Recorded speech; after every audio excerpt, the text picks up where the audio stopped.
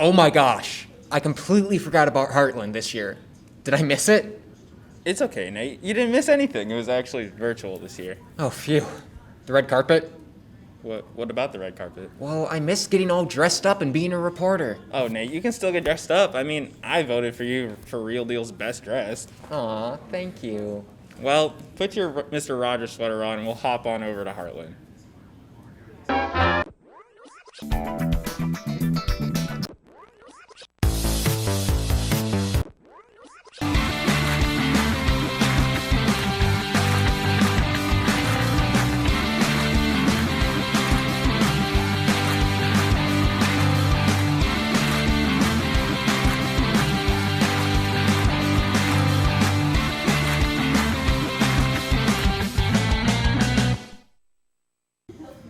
Hello, and welcome back to The Real Deal, Ball State's premier entertainment news show. I'm your host, Nate Richard. And I'm Marcos Carranza. You know, there are some positives for having Heartland online this year. Oh yeah? Like what? No sticky chairs, no messy floors, no annoying audience members. And the best part is, no one can stop me from wearing my pajamas. And no one can stop me from scrapbooking in the middle of the theater. You scrapbook, Nate? Is it about Spielberg? Do you hear something? Because I think I hear the drumming of inspiration. Actually, it's a marching band for our first documentary review. That's right. We have a whole lineup of reviews from Heartland. And up first, we have Ben Nelson with River City Drum Corps. Ben?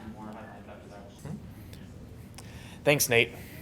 This year, it being my first year reviewing a film from Heartland, I decided to tackle a project that depicted something rather close to me. I was in marching band for my entire high school career, so I decided to do River City Drumbeat by Ann Flatt and Marlon Johnson.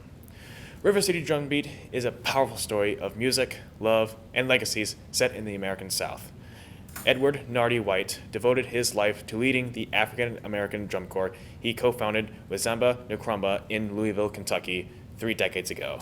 Together, they inspired youth from their West Louisville neighborhood to thrive by connecting them with the art and cultural traditions of their African ancestors. Now, Albert Shoemake, whose destiny was shaped by the drumline, must take up the mantle for the next generation.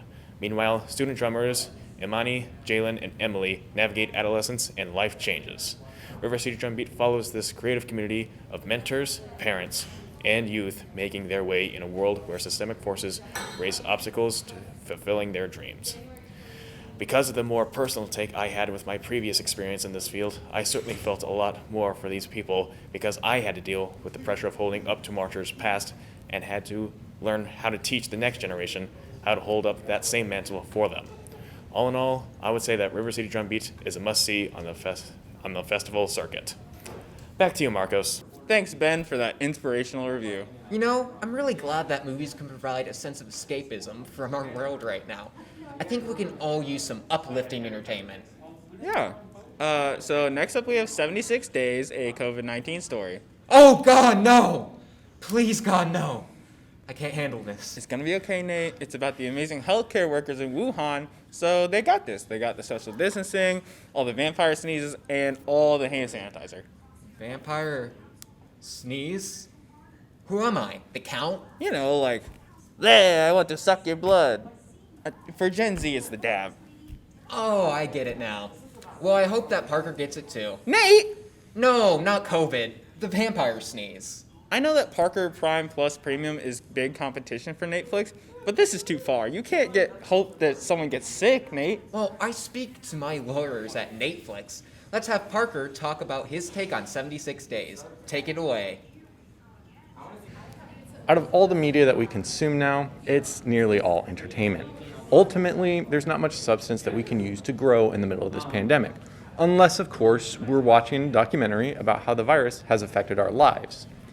76 Days, directed by Hao Wu, starts on January 23rd of this year and is a fly-on-the-wall look at how healthcare workers in Wuhan, China dealt with the sudden flood of COVID-19 cases.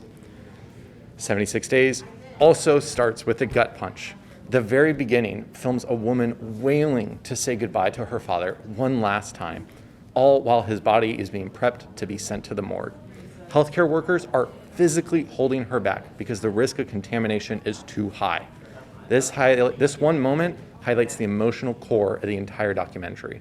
Countless people are fighting to get into the hospital. Families are torn apart by an invisible plague. Dementia patients are confused and scared as to why this is all happening to them.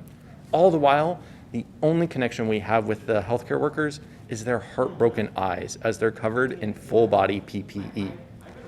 The film doesn't have interviews to break up moments. It's a constant flow of one haunting scene to the next.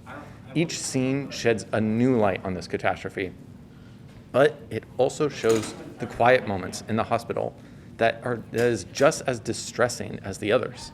To me, one of the hardest scenes to watch is just the head nurse cleaning and packaging the patient's belongings in silence.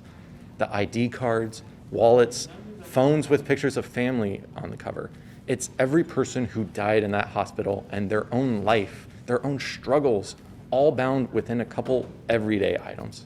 It's impossible to feel that way when all we learn about COVID is an ever-inflating counter of deaths on the news. I'd be remiss if I didn't talk about how this hospital is located in the center of Wuhan, China. At times, you'll hear people telling each other to buck up because they're a member of the Communist Party of China. To Americans, that's abnormal. But it makes me glad that this documentary is out there. This virus doesn't discriminate, and neither should we. When across the world people are dying, we need to know their stories, no matter how foreign or insignificant the details may seem. In the end, this isn't a film that you want to see. It's something only if you have a heart for those who lost their lives to COVID that you have to see. It's not the best documentary in the world. It won't make you cry every other moment, but you'll feel connected to someone you'll never meet. 76 Days reminded us that we're all on the same team. And after everything that's been going on, we need that sentiment now more than ever. See you later. I'm Parker Carlson. Thank you, Parker. Uh-huh. Yeah, thank you. Look, Nate, I know Parker's segment was boring, but at least pretend to be interested. Oh no. I'm just logging on to my class in Paranormal Ghost Lore 101.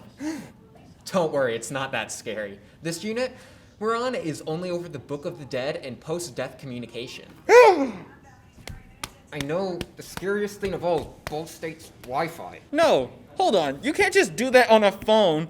Since quarantine, ghost encounters have risen 13% through electronics. 13%, Nate. Well, at least I'm not holding a seance on Zoom. Yes. Coincidentally, Heartland showcased a movie about this exact same premise. Let's check out some Heartland horror with Anastasia Scott. How many times over lockdown have you talked to someone over video calls? Probably more than you can count. Well, in this Heartland Film Festival entry, Host, we get to see how scary video chats can be. Host, directed by Rob Savage, combines the isolation of lockdown and video calls with horrors and seances. The film follows a group of friends holding a seance over a Zoom call, but things don't go the way they planned when they get exactly what they called for. This is by no means the first time Hollywood has tried to make a movie with video calling. Movies like Unfriended and Searching both attempted something similar. However, neither were very popular, nor used their medium to their advantage. Host, on the other hand, surpasses others like it for several reasons. First, Host is short. It is just under an hour. We don't see a whole lot of films with a runtime this short, but it works fantastic for this movie. What others have failed to recognize is that Zoom calls can get monotonous and boring. With a shortened runtime, everything has to happen quicker, which means by making Host short, it keeps the audience's attention the entire time, and there's no lull in the action for you to lose interest. Secondly, the concept is super simple and concentrated within the movie. What is happening in Host begins and ends in the video chat. There are no tragic deaths or dark web to influence the story, and they also stay to the Zoom call. Never do they look at their emails or search something on Google. It is solely the video chat that keeps you immersed, especially if you watch on a laptop like I did. And lastly, they use the fact that it is a video call to their advantage. Filters are used to see ghosts, recorded moving backgrounds, and even the sound within the app are used in creative and horrifying ways. Host may help a whole new surge of films that try and use different filming methods like video calling. This will probably result in a slew of awful ones, but we could possibly get some that use this to create a whole new subcategory of horror. I highly recommend Host. It's extremely well done and definitely something to scare you into keeping your lights on. To watch Host, you either have to catch it on the festival circuit like I did, or get the Shudder app, which is a horror streaming service. And that'll be it for me. I'm Anastasia Scott. Thanks, Anastasia. Whew. Thank God that's over. I was so nervous for this episode since it's our only, serious episode, you know what I mean? Well, actually. I mean, I was sweating bullets, dude. I was so nervous. I changed 7 times this morning. I forgot to brush my teeth. Do you think the audience could tell? Marcos, the camera's still rolling. I knew that. Stay tuned for our final word. Every year, Heartland showcases a handful of Oscar contenders in the narrative category. In the years past, they've shown Oscar nominees and winners from the likes of Room, Lion, The Florida Project, Green Book, Parasite, Marriage Story, and Jojo Rabbit. This year, they held a virtual screening of A24's big Oscar push, Minari, which is the directorial debut of Lee Isaac Chung and is inspired by his own personal upbringing. The film follows the Yi family, a Korean-American family who have recently moved to a small farm in rural Arkansas, and their lives are thrown for an even bigger loop when their grandmother comes to live with them. Minari is, without question, the best movie I've seen all year. Lee Isaac Chung does an impeccable job in the director's chair. His direction is thoughtful. He treats the story with enough delicacy that allows the story to play out organically. Emily Mouser's score is moving and top-notch, while the cinematography by Lachlan Milne is lush and makes the film feel all the more immersive. The cast all turn in exceptional work, but it's Stephen Young, Alan Kim, and Young Ya-jung who all give awards-caliber performances. Young gives his best performance to date, and while many may recognize him from his role as Glenn on The Walking Dead, I feel like his performance in Minari will have audiences look at him in a much different light. He's a force to be reckoned with. Young Jung and Kim share excellent chemistry as grandmother and grandson, and their core relationship was one of the most powerful aspects of the movie, and really helped me buy into the story and kept me invested. Minari is a movie you won't want to miss. It's powerful, well-crafted, and well-performed, and is not only one of the best movies of the year, but is also one of the best movies from indie distributor A24. I'm going to give Minari 5 stars out of 5. I'm Nate Richard, and this has been my final word. Oh, here we go, Gabe, I found it. Like Nate mentioned, Heartland this year was different. I didn't dress up or get excited to rub elbows with the directors, actors, and producers at the red carpet. Instead, I threw on a hoodie, walked into my living room, hit the spacebar on my computer, and then curled up in a blanket with my girlfriend.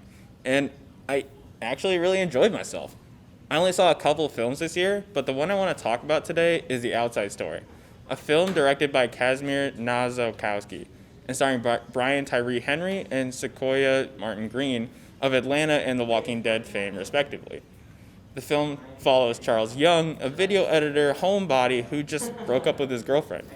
While ordering food to his apartment, he feels bad about stiffing the delivery guy's tip, and runs back down to give it to him, but in the process, he locks himself out of his own apartment. Charles frantically tries to get into his apartment again, even going to bother his neighbor who is on a date with a European couple over and over and over again. Charles spends a decent amount of the film on the front stoop of his building, talking to his neighbors. He finds a common connection with many of them. He even befriends Elena, a young girl who lives in the apartment above him, and she teaches him how to have fun, and a ticket beat cop who shows him the power of friendship and even helps Charles get out of being arrested for robbery. Another main focus of the film is over how Charles and his girlfriend broke up because she cheated on him, and how many of his neighbors see the situation as less complicated than it is. I really enjoyed how the film shows that being out of your comfort zone is ultimately a good process, and Charles discovers that everyone is going through something, not just him. He becomes much more open to people and wants to go out and actually explore the area he lives and go out again. Overall, I'm really glad that I chose a comedy to watch for Heartland this year, especially since I'm emotionally burnt out a bit these days, and I think that The Outside Story is really good. I would give it a 4 out of 5, and I can't wait for this movie to hit the masses. And that's my final word. Though Heartland was different this year as we all adjust to a COVID-19 world, there is an amazing lineup of films that are well worth the watch. And if any of these films sound interesting to you, they're still available to buy on Heartland's website. But if you want more from us here at The Real Deal, you can check out our Facebook, Twitter, and website for all things entertainment. I'm your host, Nate Richard. And I'm Marcos Carranza. See you next time on The Real Deal.